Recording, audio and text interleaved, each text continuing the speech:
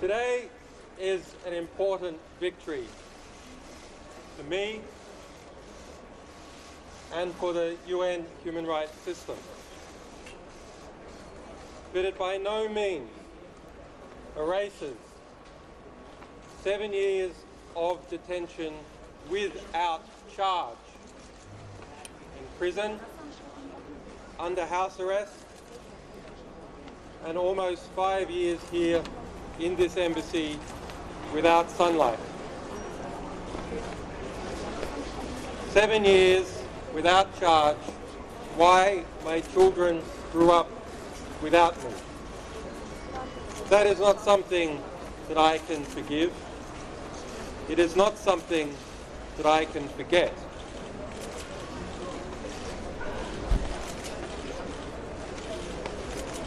The inevitable inquiry into what has occurred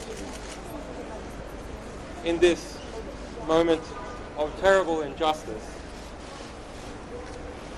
is something that I hope will be more than just about me and this situation, because the reality is detention and extradition without charge has become a feature of the European Union, a feature which has been exploited, yes, in my case for political reasons, but in other cases has subjected many people to terrible injustice. In Sweden, indefinite detention is a policy. There is no time limit that someone can be detained without charge. That is not how we expect a civilized state to behave. Similarly, extradition without charge is not something that we expect from the rule of law in the United Kingdom. It's a measure that was introduced as part of the European Union system to turn the European Union into a federation.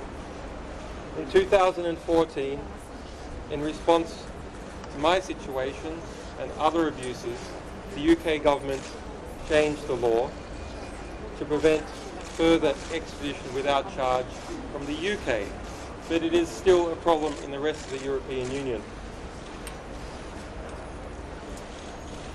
I would like to thank, in this situation, the United Nations, particularly its human rights system, which is the last resort that we all have when we are bound up in our legal circumstances with the particular politics of a country or the geopolitics that exists between different states. I would also like to thank Ecuador, its people, and its asylum system, who have stood by my asylum despite very intense pressure, including pressure to use the European Union's trade system to penalize Ecuadorian exporters. A terrible violation. What is the truth? I'd also like to thank my legal team who've worked very hard and for no money, and all the other people that have stood by me in this process. But let us understand, while today was an important victory and an important vindication, the road is far from over. The war, the proper war, is just commencing. The UK has said it will arrest me regardless. Now, the United States, CIA Director Pompeo and the US Attorney General have said that I and other WikiLeaks staff have no rights. We have no First Amendment rights, and that my arrest and the arrest of our other staff is a priority. That's not acceptable. WikiLeaks will continue its publications. Today, in fact, we published a new important material from the Central Intelligence Agency, CIA Vault 7 Athena, a system to penetrate and spy in a statistical way anyone that the CIA happens to be interested in. Such measures are conducted without warrant, and the threats towards me, my staff, and WikiLeaks as a publisher will not be tolerated and have not been tolerated. Our publications are proceeding at speed, and that speed in relation to the CIA is accelerating.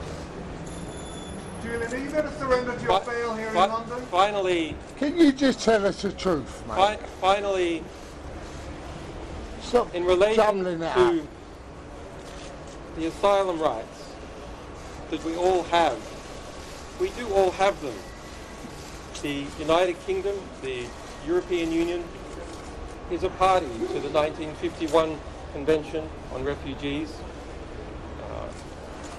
It states that it adheres to the right for all people to seek asylum, to receive asylum, and to enjoy asylum. I have that right in a political case. We all have that right. So the claim by the United Kingdom that it has a right to arrest me for seeking asylum in a case where there have been no charges, which has now been dismissed, is simply untenable. So will you leave the embassy now? My staff, my legal staff, have contacted the Will the cheesemakers inherit the earth? Kingdom authorities, and we hope to engage in a dialogue about what is the best way forward. To some extent, the United Kingdom has been exploited by the process that it entered into with the European Union, where it agreed to extradite people without charge or any consideration as to the facts. That is, to an extent, a forced position that the United Kingdom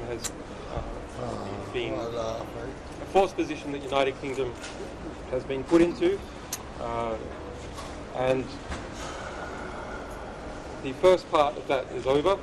The UK refuses to confirm or deny at this stage whether a US extradition warrant is already in the UK territory.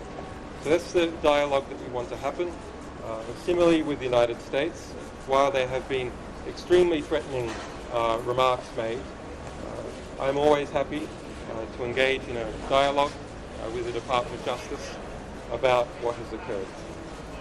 Finally, we have had another very important victory this week, even more important and more conclusive than the one we have achieved today. And that is the release of Chelsea Manning from prison after 7 years detained in a military prison. Through an extensive fight, we and others managed to have him released 28 years early from his sentence, alleged WikiLeaks source Chelsea Manning. So some very important victories, but the legal conflict with the United States and the United Kingdom at a formal level continues, and I and WikiLeaks as a publisher encourage you to continue to support us in that fight. For us, of course, Can I get a job? for our alleged sources, but also because precedents are being set. The precedent about whether people have the right to seek asylum, and the precedent about whether we have the right to publish information, all of us. How can it be that a journalist and publisher operating from Europe can be extradited to the United States? We don't operate in the United States. We don't publish from the United States. So that's a threat to all journalists around the world, wherever they operate, that if they expose serious abuses occurring in the national security domain, there's a threat to extradite them, or indict their organisation or their staff. Okay, that's it. Thanks, guys.